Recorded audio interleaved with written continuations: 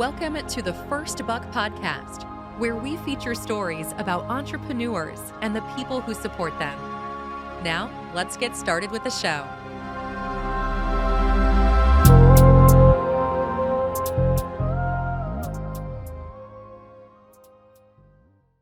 Welcome to the First Buck Podcast, brought to you by Sky'sTheLimit.org. We feature stories about entrepreneurs and the people who support them. Today, we're joined by Michael Scharff, Global Head of Communications at PA Consulting, an innovation and transformation consultancy. PA has more than 4,000 experts in design, digital, science, and engineering, to name a few specialties, help organizations create opportunities from the biggest global shifts shaping our world. In his role, Michael oversees PA's global portfolio of internal and external communications and research programs and activities, including content marketing, brand message development, and executive and investor communications. So we're super lucky to have Michael with us today. Michael, we have a little tradition around here.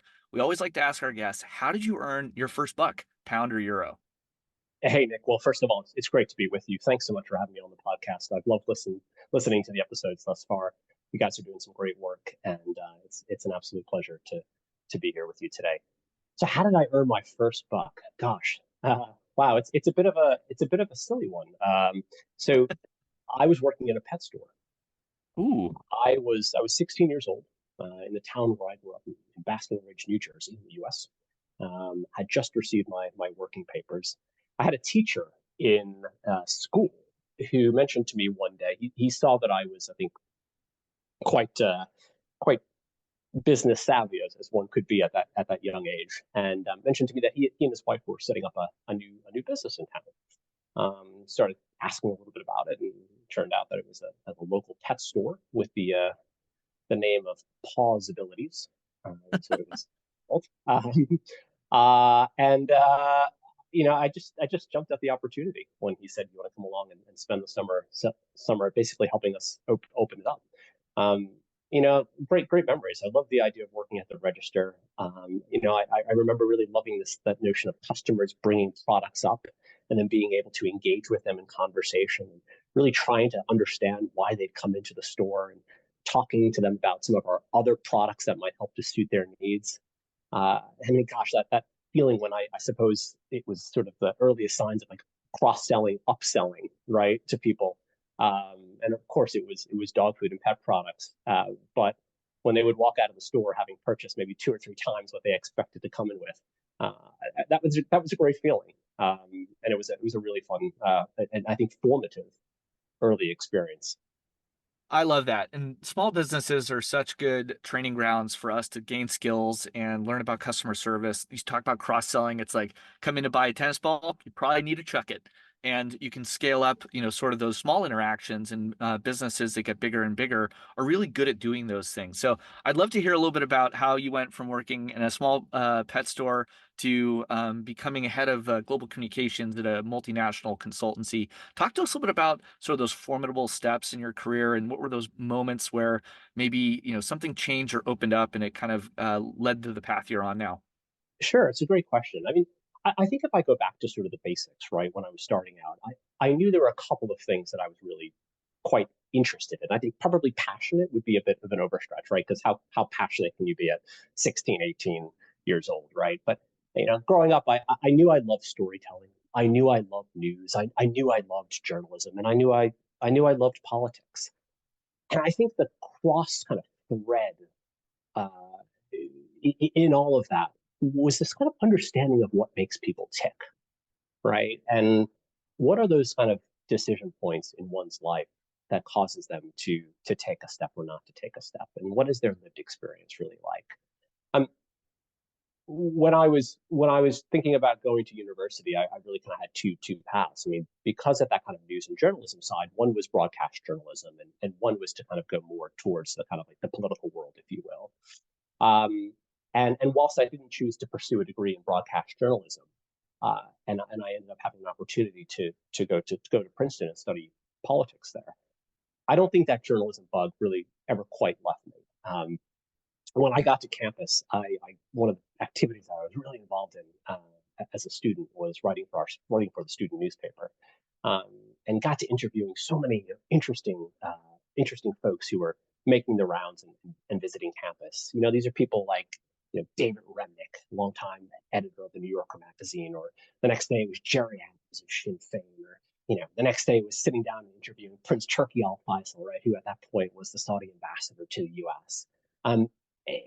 It was just fascinating, and I started to think, gosh, again, this idea of having conversations with folks, of really trying to kind of build rapport and understand their perspectives and be able to share those perspectives with the world was absolutely fascinating. Along the way in university, secured a number of internships, again, kind of with this journalism bent in mind. One was out at Warner Brothers working with David Heyman, who at the time was the executive producer of the Harry Potter series. Had a really fascinating, eye-opening experience as an intern in the communications office at the White House, and this was during the Bush years. So this was the summer of 2007, as we'll all remember. The wars in both Iraq and Afghanistan were really at their height. It was also the summer just before things really started to fall off the cliff, and we went into the global financial crisis. And being a part of some of those conversations where we're sitting with people like Hank Paulson, the Treasury Secretary at the time, and we're working on those kind of talking points about and I'll never forget it, that the fundamentals of the economy are strong.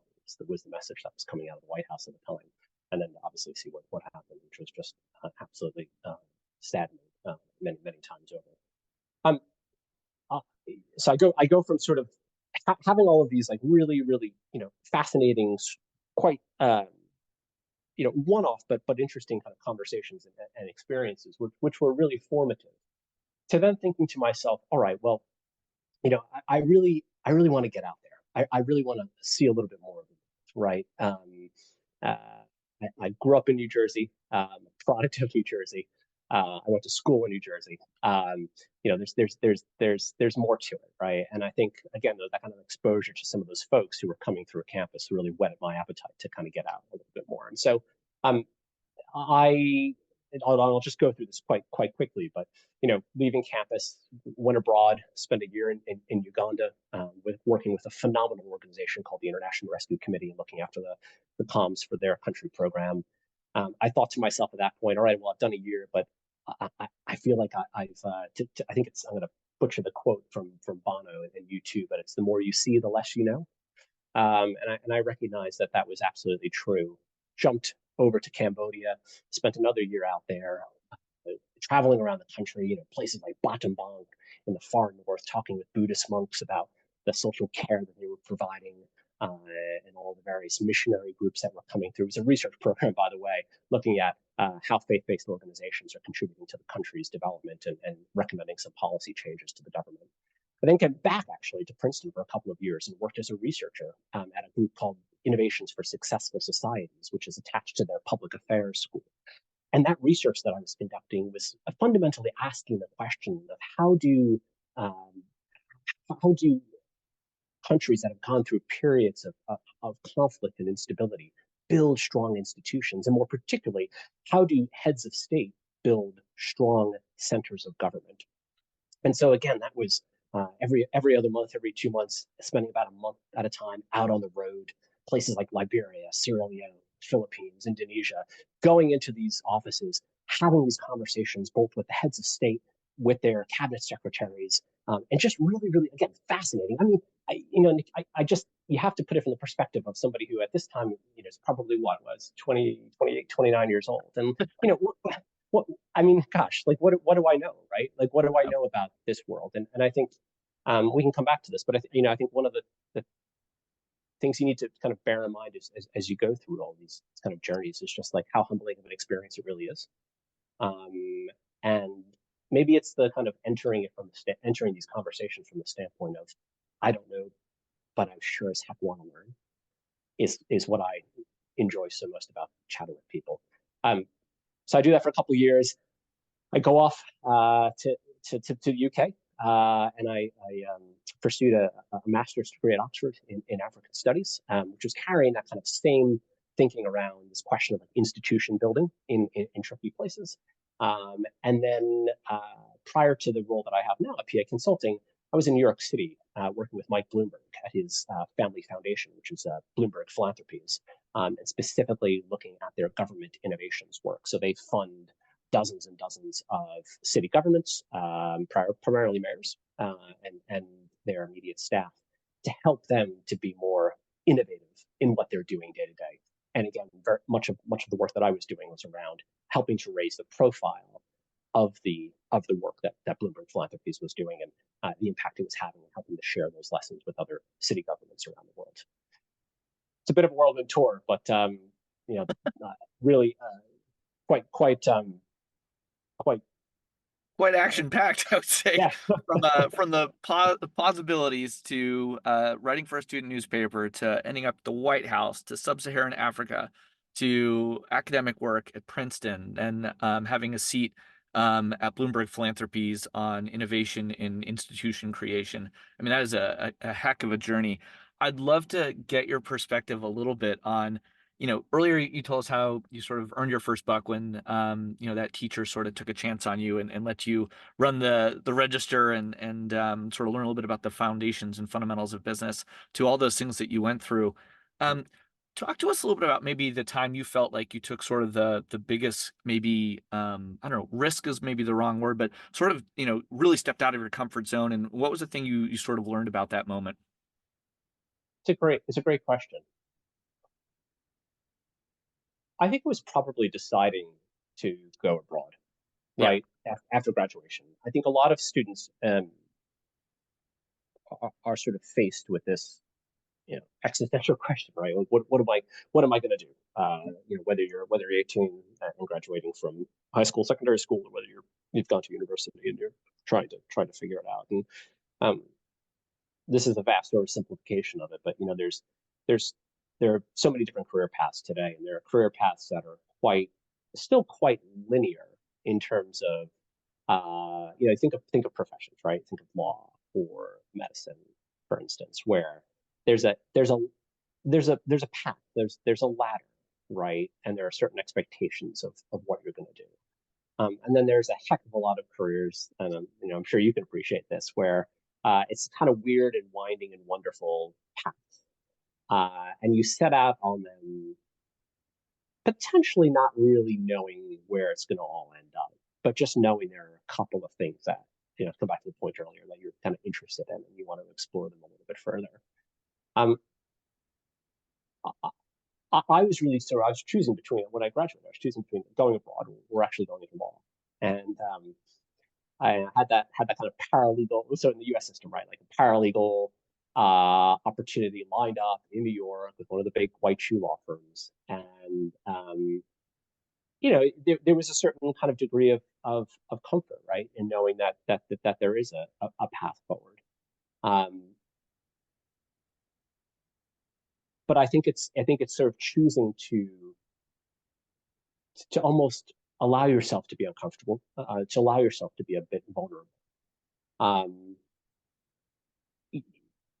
it's also, I think, important to acknowledge the sort of the very serious kind of like economic considerations that go into these kinds of choices as well, right? So Yep. that people are faced with all the time. And for me, this was something that I was completely sort of self-funding. I knew that by going abroad, this meant I was being paid in cash in Uganda and I was going Cambodia. to say the IRC probably paid very slim income. Yeah, it was enough to cover the housing, Yep. and basically to cover the grocery bill, right? There's no like savings or anything like that. So it was sort of this kind of leap of faith in knowing I'm gonna basically kind of scratch by, and it's not going to be this kind of Manhattan dream that so many other classmates at the time were pursuing. Um, It's but I interesting think, you mentioned yeah. this because I wanted to say, like, it's so important for young people out there to hear that, to have a little bit of confidence to go take that risk, to really invest basically in yourself, Mm, and to open your aperture, to know that it's a big world, and some of the returns on gaining experiences may take a bit of time to come back around. But yeah. like you mentioned that Bono quote, it's like the more you learn, the less you know. But it's basically like it is just a big wide world, and the market of opportunities is expanding in quite quite huge. And so I just love the sort of attitude of basically like having a learning appetite, which is going into the world and saying, "Hey, I may not know everything out here, but I'm willing to give it, a go, and I'm going to put myself in maybe an economically vulnerable position, knowing I'm passing up an opportunity to go to law school through this rigid program." And I can say that it does wire your brain a little bit differently if you practice being in multicultural environment and making yourself uncomfortable physically and through demanding circumstances. These are things that pay dividends in the long run in terms of how resilient you are, how you can communicate with others, how you can build rapport with people with different backgrounds than yours. And it's one of the things we see in a lot of our podcast guests are this appetite and for just growth and for learning and for putting oneself in a position to be, maybe doing things that are a little bit different than your colleagues or contemporaries. And I think when I said before, there's sort of this linear career path.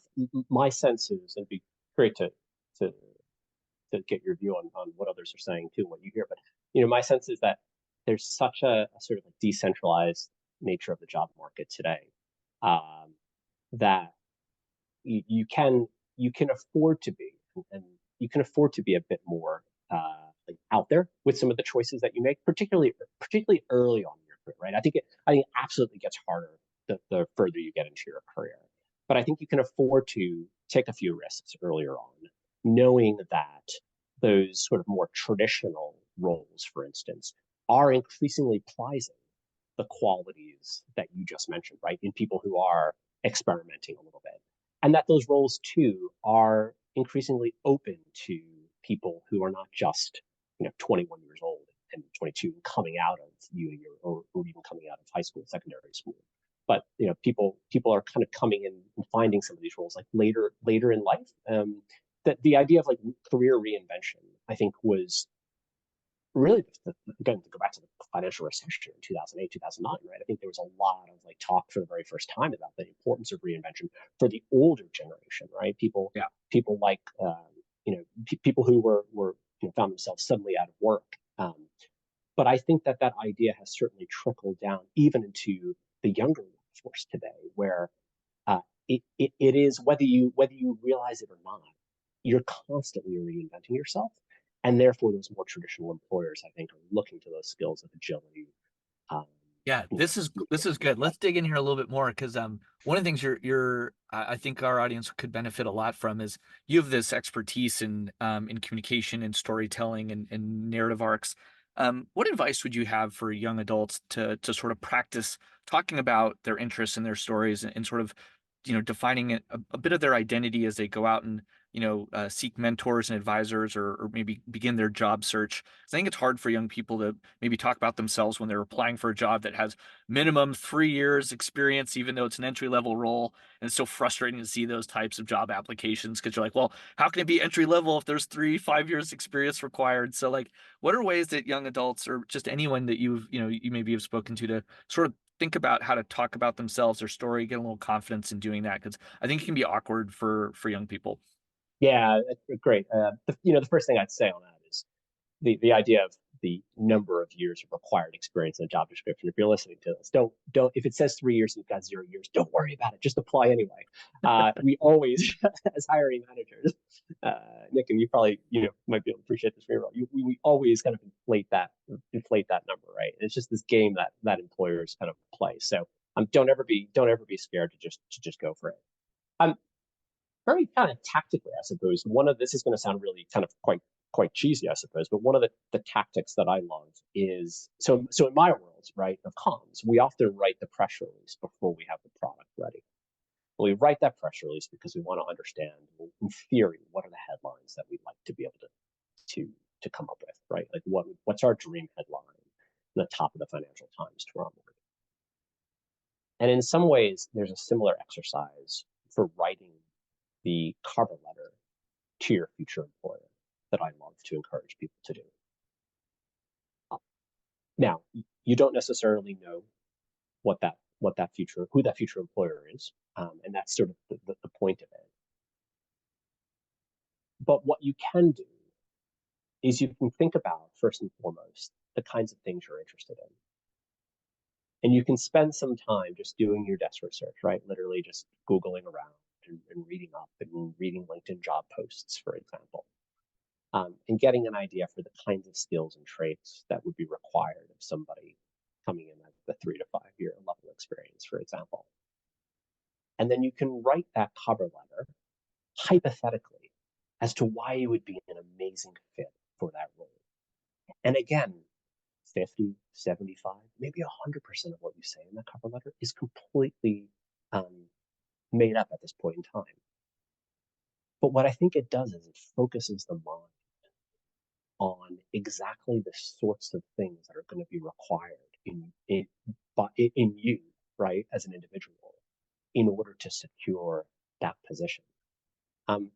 Sounds like a relatively simple exercise, but I've done it for myself in transitioning through jobs, and I've actually found it so helpful because it brings to the fore the white space, and therefore forces you again as the individual to find ways to seek out those opportunities. Again, whether that's in your current role that you have these skills you want to be building, whether that's externally by joining networks and getting involved, or whether it's like literally as simple as finding interesting people and having conversations with them, right? Like one of the things that I even at this stage of my career, I set a personal goal that every month at a bare minimum I'm going to have a coffee with someone interesting who is tangentially related to the industry that I work in, not directly related, but tangentially related, because I think that's tangentially they sort of somewhat get what you do, and hopefully you kind of get what they do. But there's just a huge amount that you can learn from one another, right? And bring in those. And this comes back to this kind of idea that like every career is interdisciplinary today. Every career is like liberal arts education, and um, so I think just being able to put yourself out there after you've written that after you've written that cover letter, that is really I think important. that's such a good exercise. And so if I could summarize it, it's basically like write the press release that's aspirational about your future self succeeding in a given function or role.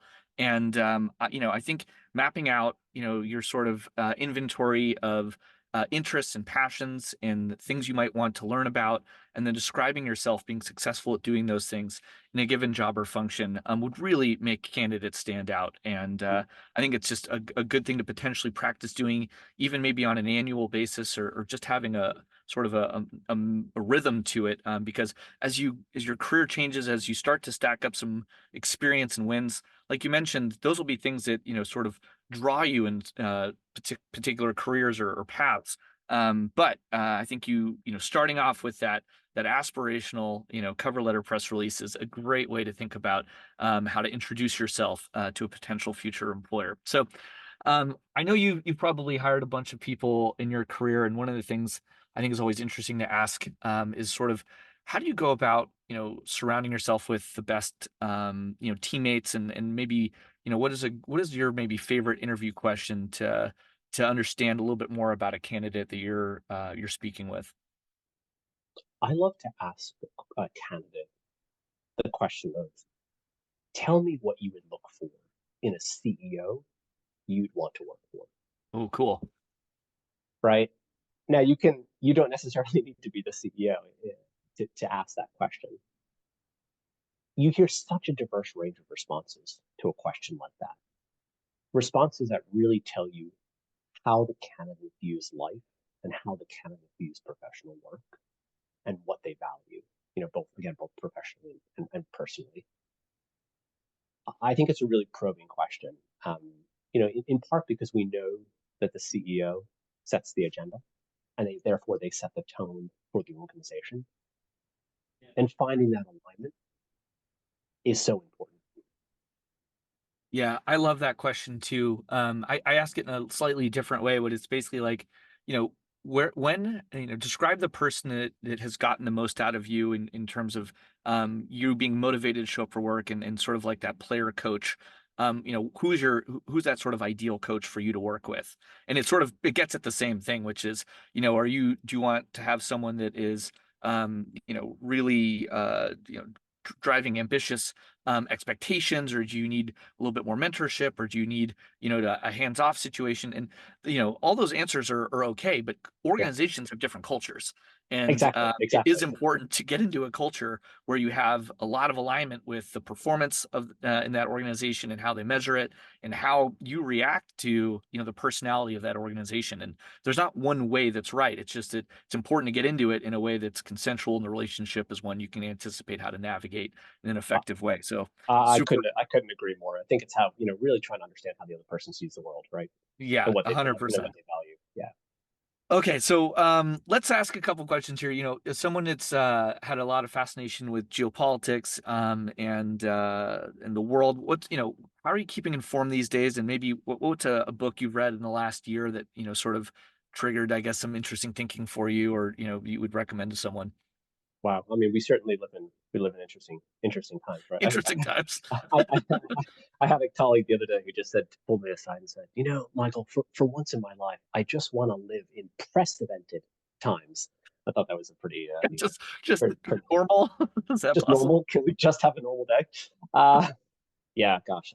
So look, I read a ton of news sites, right? Sort of a mix of the mainstream, but I also enjoy newsletters.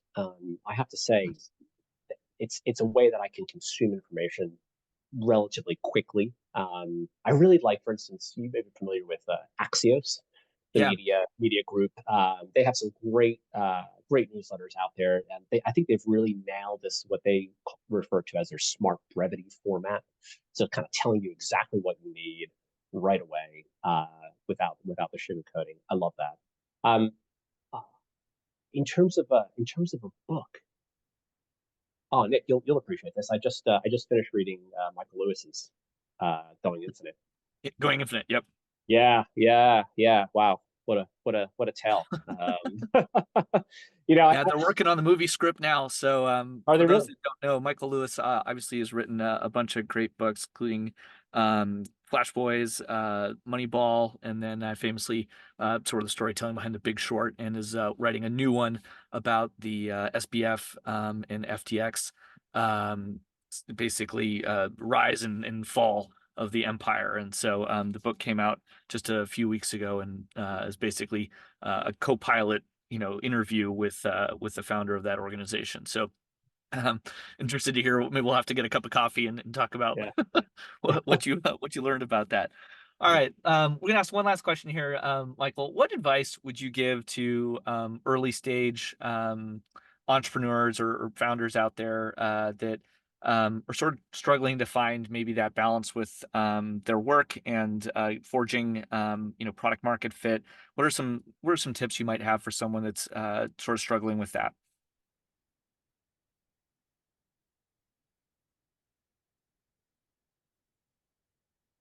It's cliche, uh, but really trying to understand the customer in a way that is exceedingly difficult today because customers are just so fickle. There, there's absolutely no way that, unless you as an individual have daily interaction with your customer, that you know what they're thinking, feeling, and doing, right? I mean, it used to be that we could commission a market research agency to go out there and collect a whole bunch of data, and we'd spend a few months poring over it, and then a few more months prototyping something, and a few more months getting it out to market, and a year's gone by, and I mean that was gone, right? Um, a month can't even go by. I genuinely believe a day can't even go by that you're not out there on the front lines having those conversations. And you asked the question specifically about founders and entrepreneurs, but this really, I think, applies to anybody in the organization. It's incumbent on organizations, no matter how big or small you are, to create a culture whereby every single employee has the opportunity to interact with the customer. Um, and if you don't, you're dead in the water, like full stop, right? Um, and again, it's so hard to do that, and it's so easy to just get mired in kind of the day to day of what you're trying to do. But stopping and asking questions and listening, hugely valuable. I think we can see your interest in journalism coming through in these pearls of wisdom. And so, if I could summarize them, I think one of the things that I've had the privilege of interviewing some amazing business leaders, and almost all of them have this lifelong learning sort of in their DNA, and it's to constantly seek out more knowledge and perspective, and try and understand others. And I think you bring up some really valuable perspectives around just how important it is to get back to the fundamentals. Like, interview your customers, ask them what their problems are, how are they feeling about their challenges, have them describe those challenges, how expensive are those challenges to them, is there anything else you can do a better job with, and integrate that feedback into your products or services is just hugely important. Don't rely on third parties. Go do the primary research. It's so critical. And then I think the other thing you mentioned about personal development that I thought was just an excellent tactic is, reach out to someone once in a while, and invite them to a cup of coffee to have a conversation, or on a walk, or find a networking event. But find those people to build a constellation of supporters and people that that can teach you a little bit more about what they're working on, and find ways to be helpful when you can, and ask them how you can be helpful. I think is very important. No one accomplishes things independently. It takes a team. It takes a whole organization of support at the end of the day. And so I think, having lifelong learning, getting out there and talking to potential clients, customers, existing ones, and constantly refining your offering, and then building your network is just so important. And it's an in-person thing too. Like, we're blessed with technologies that enable, virtual correspondence, and it's great that we can do even recordings like this podcast, virtually. But at the end of the day, coordination, trust building, collaboration still requires a good deal of in-person relationships. And it's why we still send our kids to in-person school to socialize and build trust with each other. We might practice online dating at first, but we still have to meet in person to find out whether or not we have that in-person chemistry. And I think getting back out in the world, exploring it, forging real life connections, authentic ones, is just so important today. So, Michael, we are so grateful for all your perspectives and your extraordinary journey across your career. I'm looking forward to catching up with you and having a cup of coffee at some point, because I think there are probably some extra stories we didn't get a chance to get into today. But I'll summarize again. So, for everyone listening, thank you. At skyslimit.org, we connect underrepresented entrepreneurs with volunteer business professionals for free one-on-one mentoring. We also provide business guides to all of our members, plus monthly funding opportunities, so you can sign up for free. And if you like what you heard today, please subscribe and share this podcast. Thanks again to Michael. We really appreciate your time today. Thanks, Nick, and thanks to you.